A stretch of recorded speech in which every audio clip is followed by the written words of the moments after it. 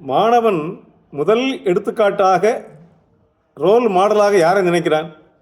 கொஞ்சம் வயசு பின்னால் வந்த பிறகு சினிமா நடிகருக்கு மாறிடுறாங்க, அவர் தான் ரோல் மாடல், அவர் தான் எல்லாமே என்று. ஆனால் பள்ளியறைக்கு வந்த பிறகு முதலாக ஆசிரியரோ ஆசிரியையோ தான் அவனுக்கு ரோல் மாடலாக இருக்காங்க.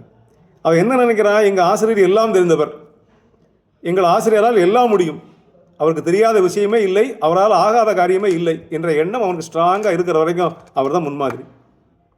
கொஞ்சம் வயசாக அவருடைய வீக்னஸ் தெரிய ஆரம்பிச்சு, இவெல்லாம் ஆக மாட்டாரப்பா, அவனு தெரியாதப்பா என்று நினைக்கிற போது அவனுடைய பரிதல் வேற எங்கேயோ போய்விடுகிறது. அந்த தரத்தை ஆசிரியர்கள் தக்க வைத்துக் கொள்ள வேண்டும்.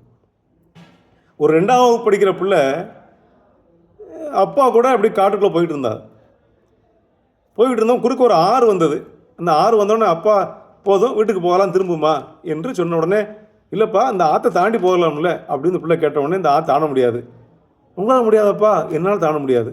அப்போ சித்தப்பா தாண்ட முடியாது, அம்மாவும் முடியாது, மாமா தாண்டுவாங்களா, மாமாவும் முடியாது, அண்ணனும் முடியாதும்மா என்று வரிசையாக சொல்லும்போது அந்த பிள்ளை அடுத்த கேள்வி கேட்காமலே சொல்லிச்சு, எங்கள் டீச்சர் தாண்டிடுவாங்க அப்படின்னா. அண்ணன் தாண்டுவாரா, மாமா தாண்டுவாரா, பெரியப்பா தாண்டுவாரான்னு சந்தேகம் இருந்தது.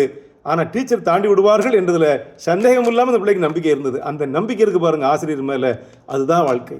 அப்படி முன்மாதிரியாக இருந்த ஆசிரியர்கள், எங்கள் ஆசிரியரால் முடியும், எங்கள் சாருக்கு எல்லாம் தெரியும் என்ற நம்பிக்கை ஆசிரியர் பால் பிள்ளைகள் வைத்திருக்கிறாங்க. அது மாறாமல் நாம் நடந்து கொள்ள வேண்டும்.